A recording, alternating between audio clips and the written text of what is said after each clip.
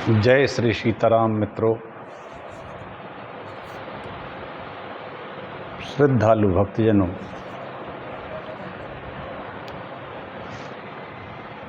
आइए हम सभी मानसिक रूप से नैमिषारण्य तीर्थ चलें, जहाँ लोमस जी ये कथा, लोमहर्षण जी ये कथा सभी महर्षियों को सुना रहे। यह कथा शिव महापुराण की है। शिव महापुराण एक हमारे पुराणों में प्रधान पुराण है।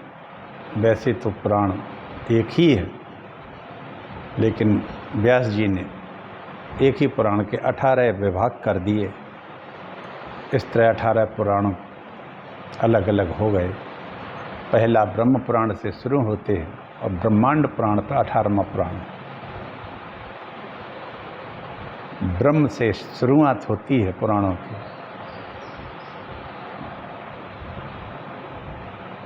और ब्रह्मांड पुराण पे पुराणों का पूर्ण होना है। एक तरह से स्थूल से सूक्ष्म की ओर जाना है। पुराण हमारे प्रमाण हैं भक्ति के, विज्ञान के। विज्ञान क्या है? विशेष ज्ञान। ये पुराणों में भरा पड़ा है। समझने का फेर रहता है केवल। तो आइए अब हम सब चलते हैं भगवान शिव जी की गुणों और भक्ति रूपी गंगा में डुबकी लगाते हैं। मैं यह कथा टीकमगढ़ मध्य प्रदेश से कह रहा हूँ, प्रतिदिन कहता हूँ। आप सभी लोग इसको सुने, जितना हो सके उतना भगवान शिव की कथा सुनिए और शिव जी का आशीर्वाद प्राप्त कीजिए। टीकमगढ़ मध्य प्रदेश से मैं ये कथा कहता हूँ। मैं डॉक्टर राजेंद्र मिश्रा, मेरा चैनल है हरि बोल डॉक्टर राजेंद्र मिश्रा, यूट्यूब पर है। इसकी साइट पर जाकर पिछले 3 वर्ष से मैं लगातार बोल रहा हूँ। आप सभी उस चैनल को सुन सकते हैं, और जितना हम पे बन पड़ता है उतना मैं कोशिश करता हूँ आप सबके सामने भगवान के गुण का अनुवाद करने की। जय श्री राम। ओम नमः शिवाय। छोटा सा मंगलाचरण करते हैं। भगवान शंकर के चरणों में प्रणाम। नमोस्तु रामाय सा लक्ष्मणाय देव्यै च तस्यै जनकात्मजायै। नमोस्तु रुद्रेन्द्रमानलेभ्यो नमोस्तु चंद्राग्नि मरुद्गणेभ्यः। मंगलाचरण में ये स्तुति मैं रोज करता हूँ। आप लोग सुनते होंगे तो इसको ज़रूर आप नोट कर लीजिए, या फिर वाल्मीकि रामायण के सुंदरकांड में हनुमान जी द्वारा की हुई है स्तुति है भगवान की, जहाँ से हनुमान जी को सफलता मिलना शुरू हो गई थी। हनुमान जी महाराज पूरे में देख आए थे, कहीं सीता जी नहीं मिल रही थी। तब उन्होंने राम जी और उन्हीं सीता जी की स्तुति की, साथ में शिव की, रुद्रों की, मरुत की, सभी देवताओं की, इंद्र की। एक ही श्लोक में सब कुछ आ जाता है। आप लोग इसको प्रातः स्मरण से स्तुति का कर सकते हैं। बहुत अच्छी स्तुति है। एक बार पुनः कहता हूँ। नमोस्तु रामाय सा लक्ष्मणाय देव्यै च तस्यै जनकात्मजायै। नमोस्तु रुद्रेन्द्रमानलेभ्यो नमोस्तु चंद्राग्नि मरुद्गणेभ्यः। अखंडमंडलाकारं व्याप्तं येन चराचरं तत्पदं दर्शितं येन तस्मै श्रीगुरुवे नमः। नारायणं नमस्कृत्य नरं चैव नरोत्तमं देवीं सरस्वतीं व्यासं ततो जयमुदीरये। ओम नमो देव्यै महादेव्यै शिवायै सत्सं नमः। नमः प्रकृत्यै भद्रायै नीता प्रणताः स्मृताम्। सूत जी कहते हैं, एक समय पार्वती के द्वारा शिव जी से अभिमुक्तेश्वर के महात्म के विषय में पूछा। काशी, जहाँ बाबा विश्वनाथ के नाम से प्रसिद्ध है, काशी का मतलब है कर्षण। शिव जी उसके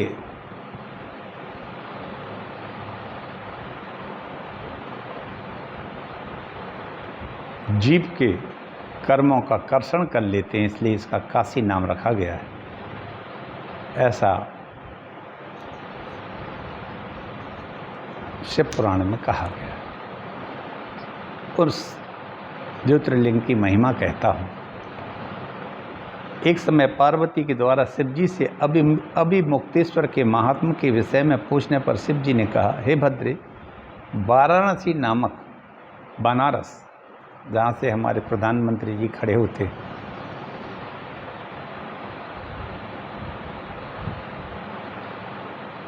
तो इस वाराणसी नामक क्षेत्र गोपनीय और मुक्ति प्रदाता है। इस पवित्र क्षेत्र में मेरे भक्त तथा ज्ञानी दोनों मुक्ति के भागी होते हैं।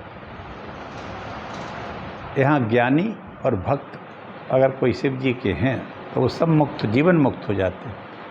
इस अभिमुक्त क्षेत्र में बालक, युवक, वृद्ध, सभी वर्णों के लोग, बड़े सभी आश्रमों के लोग, पवित्र अपवित्र हो, कन्या हो अथवा विधवा हो, बंध्या हो अथवा सधवा हो, प्रसूता हो या रजुधर्म वाली हो, सभी जो भी यहाँ मृत्यु को प्राप्त होते हैं वे सभी मोक्ष के भागी होते हैं।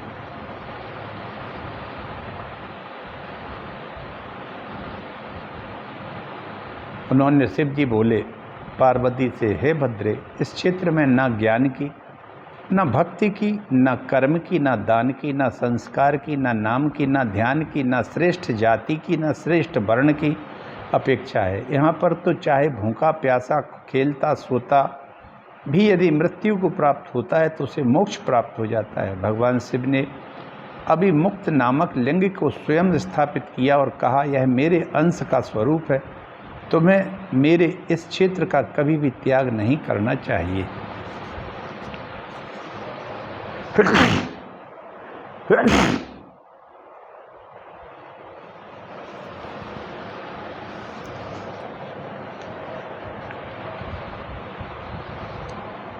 पार्वती जी से कहते हैं शिव जी के, मनुष्य जिस जिस फल हेतु यहाँ तपस्या करता है उसको मैं उसी के अनुसार फल प्रदान कर देता हूँ तथा सायुज्य मुक्ति दे देता हूँ। मुक्ति 4 प्रकार की होती है मित्रों। एक सायुज्य होती है, एक सामीप्य होती है, एक सारूप्य होती है, एक सालोक्य होती है। 4 प्रकार की ये मुक्तियाँ होती हैं। वैसे सो मुक्ति तो मुक्ति ही है, चाहे सारूप हो, सालोक हो, सामीप्य हो, सायुज्य हो। मुझे तो सबसे अच्छी मुक्ति लगती है सामीप्य मुक्ति, न सारूप। अब भगवान के रूप में क्या मिलना, उन्हीं वो तो भगवान हमारे हृदय कमल में ही बैठे रहते हैं। इसलिए प्रभु सबको अपने समीप रखें। मेरा है, मुझे तो कम से कम रख ही लें। यदि कहीं थोड़ा बहुत भी हमारा पुण्य इस जीवन में हो और सभी को रख लें तो अच्छा है। खैर, अभी मुक्त क्षेत्र वाराणसी में जो व्यक्ति अपना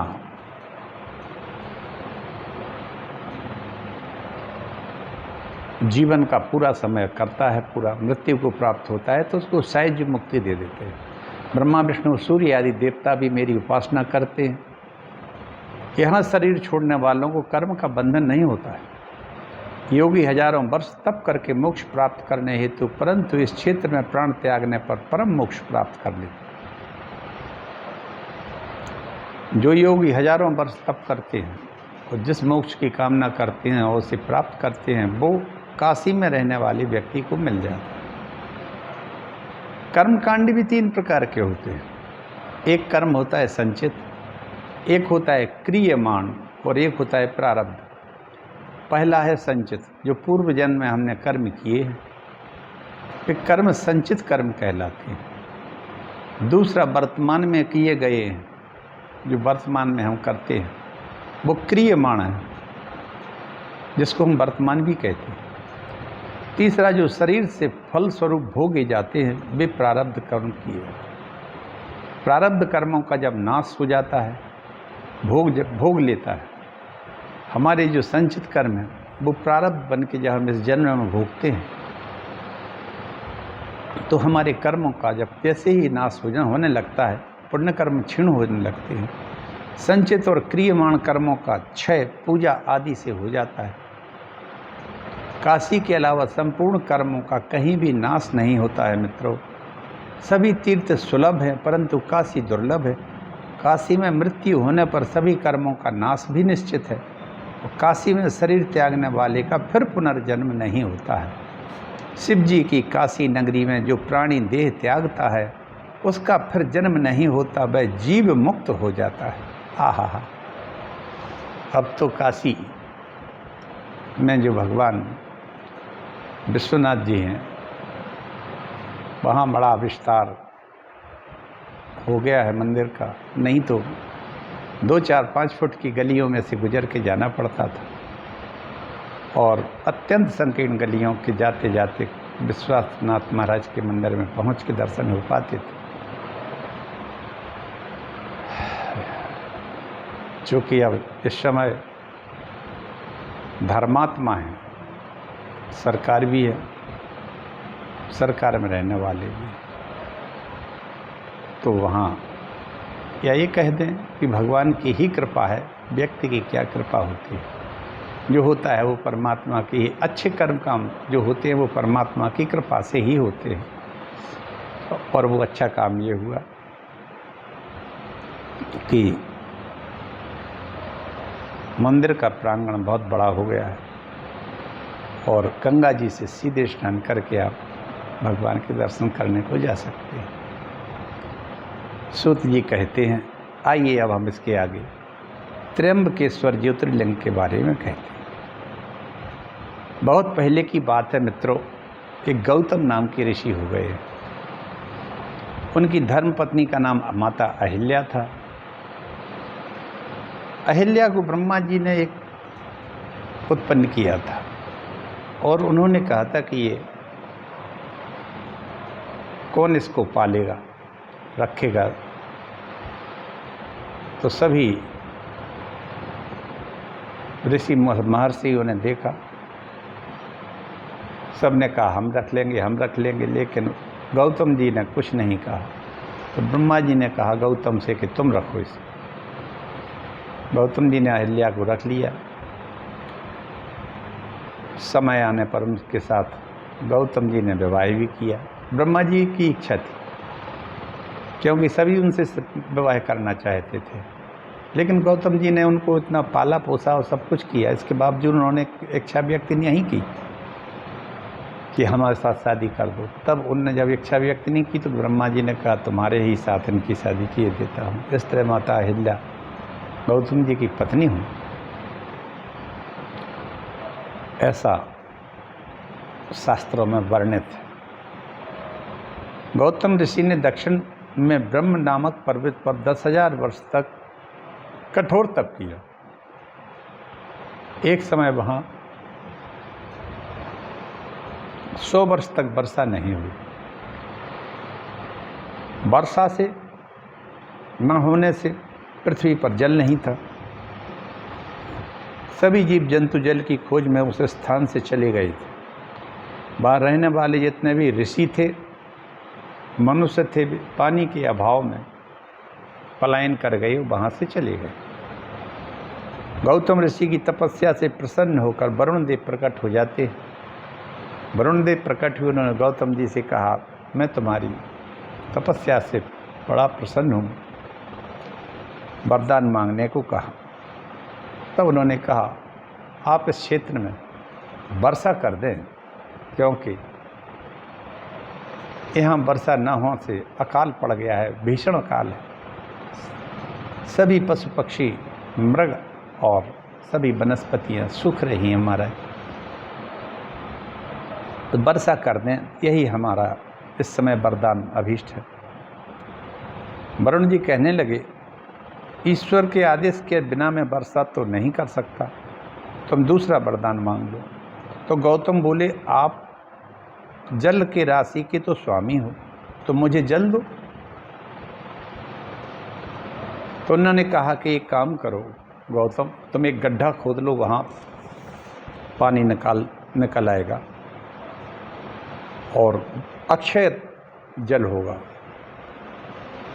यह अक्षय जल राशि वाला गड्ढा होगा, तो तुम्हारे नाम से प्रसिद्ध होगा। यहाँ किया गया जब तप दान पूजन हवन पितरों का पूजन शांति प्रदान करने वाला होगा। संत महात्मा अच्छे पुरुषों का संग करते हैं, नीच पुरुषों का नहीं। यादृन्नरम च सैवेत तादृशम फलमश्नुते महता सेवायोचत्वं क्षुद्रस्य क्षुद्रतां तथा। सिंहस्य मंदिरे सेवा मुक्ता फल करी मता, श्रृगाल मंदिरे सेवा ततस्थ लाभ करी संसा। मनुष्य जिस प्रकार के पुरुषों का सेवन करता है वह वैसा ही फल प्राप्त करता है। बड़ों की सेवा से बड़प्पन और छोटों की सेवा से लघुता प्राप्त होती है। मनुष्य जिस प्रकार के पुरुष का सेवन करता है, मनुष्य के जिस प्रकार के मित्र रहते हैं, वैसा ही उस व्यक्ति को फल प्राप्त होता है। मित्रों, ये ध्यान रखना। आजकल हम जो देखते हैं, कुमार्ग की ओर हम जाते देख रहे हैं अपनी पीढ़ियों को, और सब जितने भी हैं, हम सभी की तो नहीं कह सकते हैं। मैं चूँकि एक चिकित्सक भी हूँ, रिटायर्ड चिकित्सक हूँ, तो मैंने जो देखा है कि काफ़ी उच्च वर्ण के, उच्च जातियों के जो हमारे समाज में कही जाती हैं, उनके बच्चे भी कुमार्गगामी होके मांस मदिरा का सेवन करते हैं। क्यों करते हैं? क्योंकि उन्होंने ऐसी संगति कर रखी है कि उस संगति से वे जो दुराचारी हैं वो तो अच्छे सदाचारी नहीं बन से, लेकिन जे दुराचारी बन गए उनके साथ और बन जाते हैं। हम उनसे कहते हैं ऐसा कर्म नहीं करो जिससे कि तुम्हारा स्वास्थ्य गड़बड़ हो जाए। ये प्रत्यक्ष देखने में आता है। आप सभी के अपने आसपास से एक ऐसा समाज निर्मित हो रहा है जिनसे सही बात कहो तो उनकी समझ में नहीं आती है, और दुराचार की बात करो तो उनको बड़ा आनंद आता है। इसमें हमारे दूरदर्शन, मोबाइल पर इनके देखने और इनमें इनका भी योगदान है इसको बढ़ाने में। ये दुराचार नहीं तो और क्या है। लिव इन रिलेशनशिप, किसी भी की लड़की किसी भी लड़के के साथ बिना शादी के रह रही है, इससे बड़ा वेश्यावृत्ति का काम और क्या हो सकता है। फिर कैसे इन माताओं को बनाएंगे हमारे उन्नत किस्म की आत्माएं, क्योंकि माताएं तो ज्ञानमयी होना चाहिए। जैसे माता कौशल्या थी, ये ज्ञान का स्वरूप थी। माता कैकेयी थी, ये महान कर्म का स्वरूप थी। और माता सुमित्रा ये भक्ति का स्वरूप थी। जब वहाँ ज्ञान, भक्ति और कर्म, ये तीन ही संसार में चीज़ें होती हैं, तभी वहाँ वो भगवान का वहाँ जन्म होता है। आज यह कुप्रथा चल पड़ी है, और इस कुप्रथा में साथ में मांस मदिरा का सेवन भी हो रहा है। अधिक क्या कहें, शासन को भी इस तरह की चीज़ों को बढ़ावा नहीं देना चाहिए। नए लड़के हैं, स्वाध्याय करते नहीं हैं, नई शिक्षा नीति है, इसमें कोई चीज़ पढ़ाई जाती नहीं है, क्योंकि धार्मिक विषय जोड़े नहीं जाते, क्योंकि हम धर्म निरपेक्ष हो चुके हैं। इसलिए मित्रों, जब तक संसद में पास नहीं होता है गीता या रामायण का पाठ के प्रसंग, तब तक ये पढ़ाई नहीं हो पाएगी।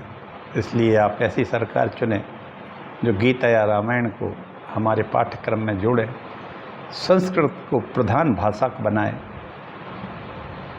संस्कृति भी बची रहेगी और युवा पीढ़ी भी बची रहेगी, युवा पीढ़ी के संस्कार बचे रहेंगे और भारतवर्ष बचा रहेगा। तो हम आगे बढ़ते हैं कथा में। बड़ा अच्छा ये श्लोक है, या दृढ़म नरम च सेविते तादृशम फलमश्नुते महताम सेवा योच्चत्तम क्षुद्रस्य क्षुद्रताम तथा सिंहस्य मंदिरे सेवा मुक्ता फल करीमता सरगाल मंदिरे सेवा ततस्थि लाभ करी स्मृता।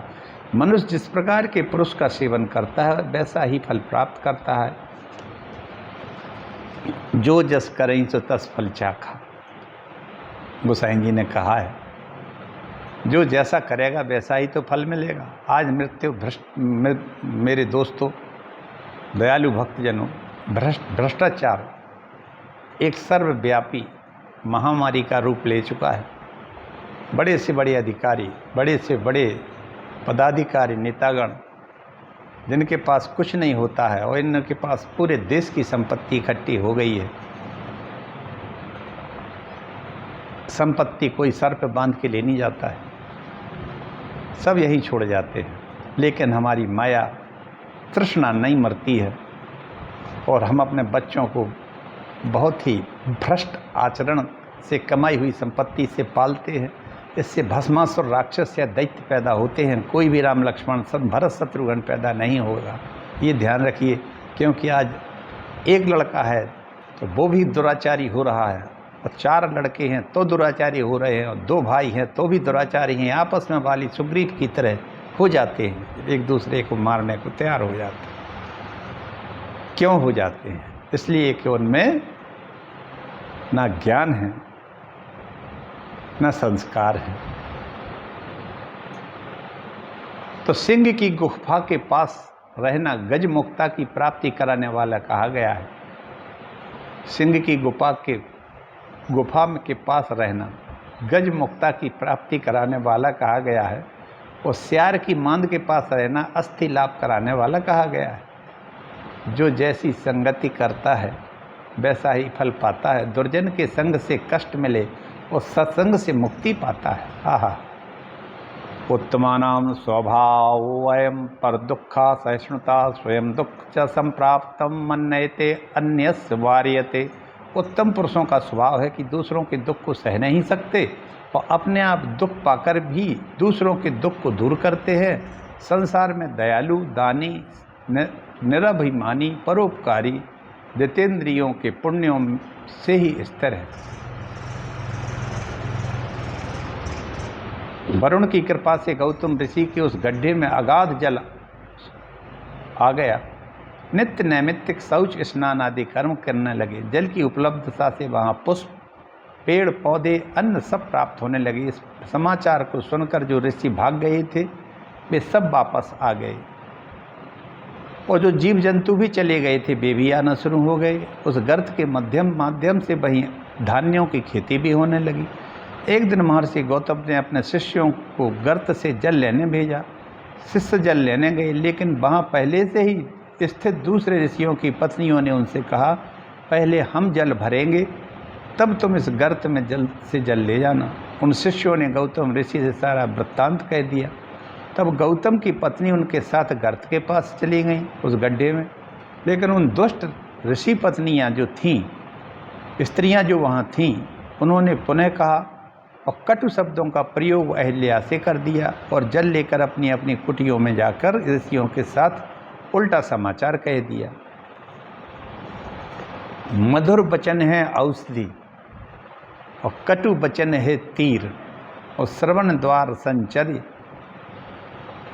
संचरई साले सकल शरीर। ऐसी बानी बोलिए मन का आपा खोए, औरन को शीतल करे आपहु शीतल होए। उस वन के सब ऋषि मिलकर के गणपति की पूजा करते हैं, और गौरी सुत हो प्रसन्न मन में और वर देने की बात कहती है।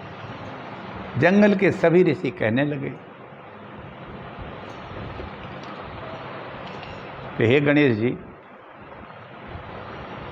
आप प्रसन्न हो जाइए।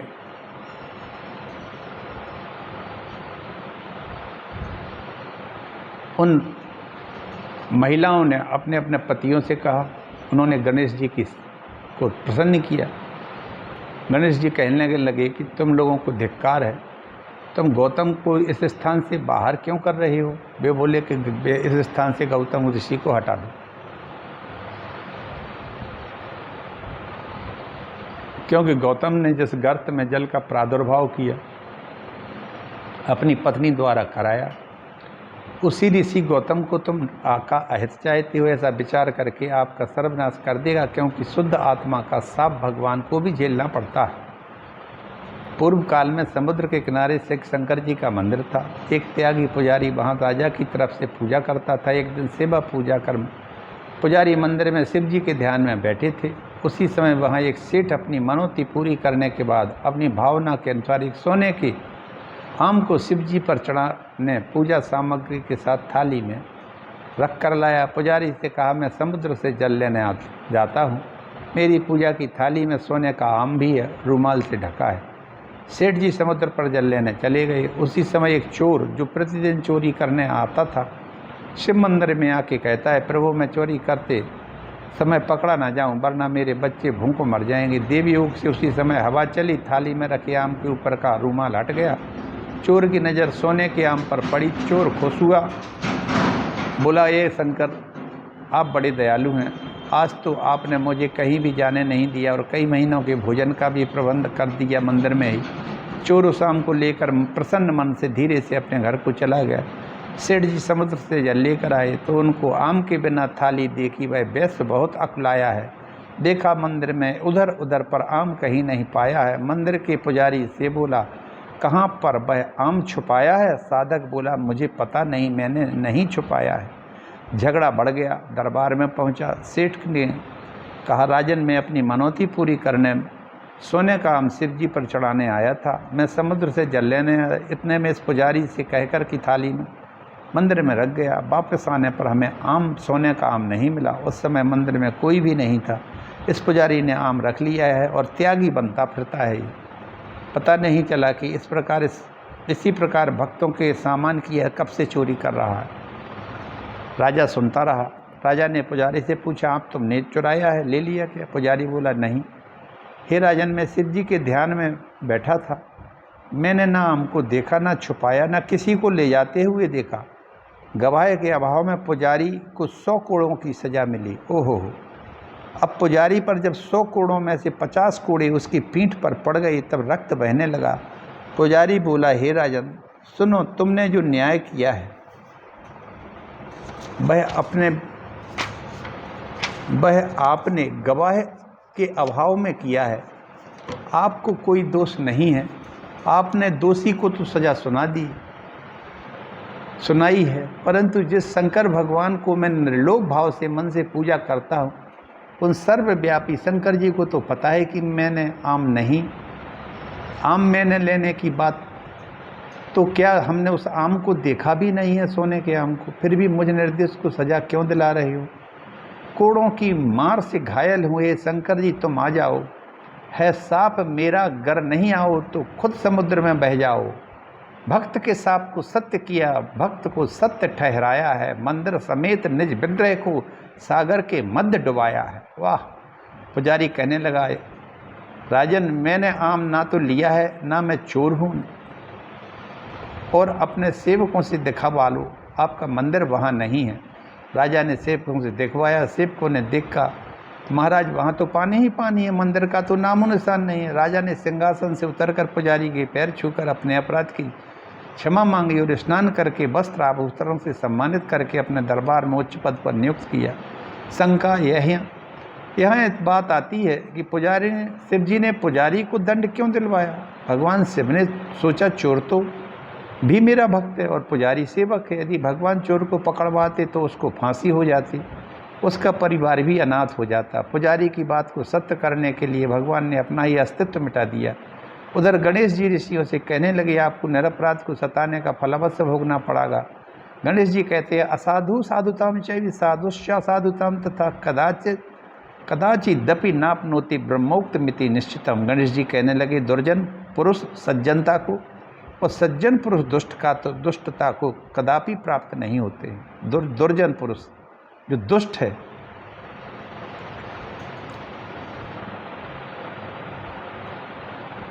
वाह, लोभी के सामने दान की कथा नहीं कही जा सकती, उसको पसंद नहीं आएगी।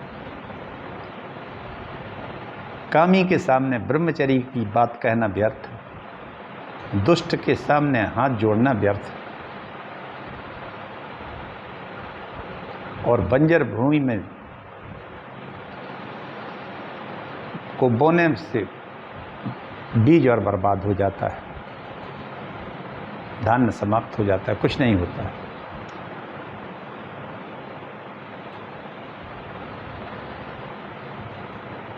ऐसा रामायण में गोसाई जी ने कहा है। दुर्जन पुरुष सज्जनता को और सज्जन पुरुष दुष्टता को प्राप्त हो नहीं पाता है, ऐसा ब्रह्मा जी का वचन है। पर बार बार समझाने पर भी ऋषि नहीं माने तो होनहार को प्रबल मानकर गणेश जी वहीं पर अंतर ध्यान हो गई। हो ये सोई जो राम रचि राखा, को करी तर्क बढ़ावे शाखा। गणेश जी ऋषियों के हित में एक दुर्बल गाय बनकर ऋषि गौतम द्वारा केदार तीर्थ में उगे हुए जो खेत में आकर खाने लगे। गौतम ऋषि उस गाय को एक पतली लकड़ी से तिनके से हटाने लगे।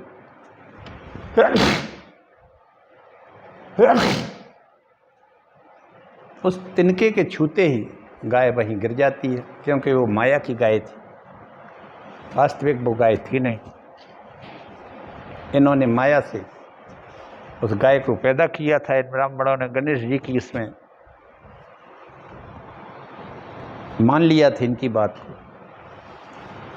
अब इन सभी ब्राह्मणों की ब्राह्मण पत्नियों ने और ब्राह्मणों ने ऋषियों ने गौतम जी को वहाँ से एक कोस दूर जाकर रहने को कहा कि आप यहाँ से चले जाइए, भगवान मुझसे क्यों रुष्ट हो गए हैं। 15 दिन बाद उन ऋषियों के पास जाकर गौ हत्या के निवारण हेतु उपाय पूछा तो सभी मिलकर कहने लगे पृथ्वी की 3 बार परिक्रमा करो। सोचो आप, एक गौ हत्या की, जो कि गौनी थी, गाय नहीं थी, वो इनके लोगों के द्वारा एक माया से रची हुई एक मृग तृष्णा थी, जो गाय का रूप लेकर इन्होंने खड़ी की थी। और गौतम जी को परेशान करने की दृष्टि से वहाँ से भगाने के लिए ये माया रची थी। तो कहा कि जाओ तुम 1 करोड़ पार्थिव शिवलिंग बनवाओ, पर्वत की 101 बार परिक्रमा करो, पृथ्वी की 3 बार परिक्रमा करो। गौतम जी ने सब कुछ किया, बड़ा ही कष्ट हुआ उनको। तब शिव जी प्रसन्न होते, उन्होंने कहा आप दोषी नहीं है, गौ का मरना मात्र इनका नाटक था, ना वो गौ थी, वो ही हत्यारे हैं और वो सभी आपसे ईर्ष्या करते हैं। गौतम जी बोले भोलेनाथ, मैंने जो किया है वह मेरा हित है, यदि वो मुझ पर झूठा कलंक ना लगाते तो आपका दर्शन नहीं होता। अब आप मुझे वरदान देना चाहते हैं तो माता गंगा को इसी वन में लोक हितार्थ स्थित कर मुझे अनुग्रहित करें। शिव कृपा से माँ गंगा वहाँ प्रकट हो जाती हैं, मैं गौतम ऋषि को पवित्र कर इस स्थान को चली जाऊँगी। शंकर जी कहने लगे हे गंगे, 28वां कलयुग आएगा जो अभी वर्तमान में चल रहा है मित्रों, ये वैवस्वत मनु में चल रहा है। जब तक आएँ तब तक तुम धराधाम पर निवास करो। जब तक ये वैवस्वत मनु की अवधि है, 28वां कलयुग जब तक चलेगा, जब तक गौतमी गंगा पृथ्वी पर रहेंगी, ऐसा शिव जी का वरदान है, गंगा जी आदेश। मैं तुमसे अलग नहीं हूँ और मैं भी यहीं रहूँगा। देवता कहने लगे जब 11 वर्ष तक संसार के पापों के कारण हम मलिन होंगे, तब 12वें वर्ष में सबसे कल्याण करने वाले जब बृहस्पति सिंह राशि में स्थित होंगे, उस समय यहाँ पर आकर आप शिव जी के दर्शन करके गंगा के दर्शन में पवित्र होंगे। तब तक सिंह की बृहस्पति होगी, तब तक तीनों कालों में गंगा में स्नान कर शिव जी का दर्शन कर पवित्र होगी। देवताओं की प्रार्थना करने पर शिव जी और गंगा जी वहीं स्थित हो गए। गंगा जी वहाँ गौतमी गंगा के नाम से प्रसिद्ध हुई। ज्योतिर्लिंगमिदं प्रोक्तम त्र्यंबकम नाम विश्रुतम स्थितम तटे ही गौतम्या महापातक नाशनम। यह त्र्यंबक नामक ज्योतिर्लिंग विख्यात है, जो गौतमी गंगा के किनारे पापों का नाशक है। जो प्राणी इस गौतमी गंगा में स्नान करके ज्योतिर्लिंग का दर्शन करता है वह सभी पापों से मुक्त होकर इस लोक में कामना सिद्ध कर अंत में मुक्ति को प्राप्त हो जाता है। इस तरह से गंगा जी जल रूप होकर वहाँ से निकली। दुष्ट ऋषियों ने गौतम को मिथ्या कलंक लगाया था, फल मिला। सूत जी कहने लगे ब्रह्म गिरिजे निकलकर गूलर की शाखा से जहाँ निकली उसका नाम गंगा द्वार हुआ। गौतम और उनके शिष्यों ने गंगा में स्नान किया। आश्चर्य की बात है कि सभी द्वेष करने वाले ऋषि भी वहीं आ गए। उनका आया जानकर गंगा जी अदृश्य हो गई। गौतम जी के कहने पर माता इनको भी दर्शन दे दो, ये दुष्ट भले ही है। तभी यह आकाशवाणी कि सभी संत नहीं, असंत हैं, दुष्ट हैं, पापी हैं, जिन्होंने आपको परेशान किया है, आपको झूठा कलंक लगाया। गौतम जी बोले हे गंगे, किसी प्रकार आप इनको दर्शन देकर कृतार्थ करो। ये सभी ऋषि इस ब्रह्मगिरी की 101 परिक्रमा करें तभी मेरे दर्शन होंगे। उन कुटिल ऋषियों ने गौतम ऋषि से प्रार्थना की कि आप हमारे अपराधों को क्षमा करें। गौतम ऋषि की प्रार्थना पर गंगा जी कुशावर्त नाम के स्थान से प्रकट हुई। सभी ऋषि दर्शन कर गौतम ऋषि के आगे लज्जित होकर उनके चरणों में साष्टांग गिर गए। सूत जी कहते हैं गौतम जी की कथा कल्प वेद से भिन्न है, उसे सुनो। एक बार अनावृष्टि होने पर अकाल पीड़ित ऋषियों को कष्ट में देखकर वरुण देव को प्रसन्न करने को कठोर तप किया। वरुणों को प्रसन्न कर जल प्राप्त कर धान्यों को भुवाकर अन्य ऋषियों का पालन किया। एक बार स्त्रियां जल लेने गई, वहां तिरस्कार पाकर ऋषियों से क्रोधित होकर ईर्ष्याकारी वचन बोली। तब उन ऋषियों ने कृत्रिम गाय बना करके गौतम को धान्यों में छोड़ दिया। गौतम ने जब तृण से निवारण किया, तृण का स्पर्श होती ही गाय मर जाती है। कुटिल स्त्रियों ने कहा गौतम ने गाय मार दी है, गौ हत्यारा है। गौतम ऋषि ने जब ध्यान लगाकर देखा कि यह षड्यंत्र है तो साप दे दिया कि अरे दुष्टो, मुझ शिव भक्त तुम्हारे आश्रय दाता पर मिथ्या कलंक लगाते हो। तुम वेद मार्ग से विमुख हो जाओ। आज से तुम्हारे मस्तक मृत्तिका से लिप्त होंगे। शिव पूजा से विमुख होकर नरकवासी हो जाओ, चांडाल हो जाओ, दरिद्री और मूर्ख हो जाओ। ये सभी ऋषि कांचीपुरी में शैव धर्म से हीन होकर रहने लगे। कलयुग में उनकी संतान भी दुष्ट और अधर्मी और दुष्टता करेंगी। सूत जी कहते हैं हे ऋषियों, मैंने तुम्हें त्र्यंबकेश्वर ज्योतिर्लिंग की कथा और महात्म दोनों ही सुना दी हैं। इसका श्रवण करने वाला पाप मुक्त हो जाता है। त्र्यंबकेश्वर का पवित्र पावन चरित्र जो प्राणी जग में सुनता है वह प्राणी होता पाप मुक्त और शिव के दर्शन पाता है। इसी के साथ मित्रों, मैं आज की कथा को यही विश्राम देता हूँ। त्र्यंबकेश्वर शिवलिंग की कथा को कहा मैंने। अभी मुक्तेश्वर शिव जी की काशी के शिवलिंग के महात्मा का भी वर्णन किया। आगे कथा कल कहेंगे। आज कथा और वाणी को मैं यहीं विराम देता हूँ। परमात्मा भगवान शिव, त्र्यंबकेश्वर महादेव आप सभी को अपनी भक्ति और आशीर्वाद प्रदान करें। जय महाकाल, जय त्र्यंबकेश्वर महादेव, हर हर महादेव, वंदे मातरम। जय श्री राम मित्रों।